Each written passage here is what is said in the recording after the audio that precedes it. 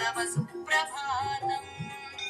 रङ्गावली च मकरन्दरसानुविद्धशङ्कारगीतनिनदैस्तः सेवनाय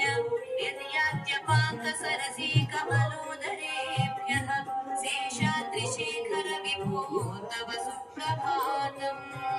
योषा गणेन वरदद्भिर्मध्यमानि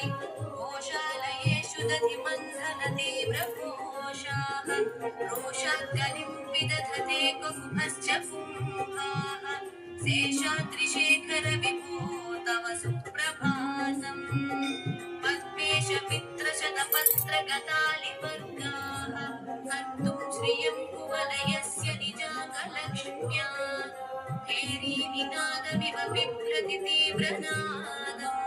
शेषाद्रिशेखर विभो तव सुप्रभातम् श्रीमन्नभीष्टवरदा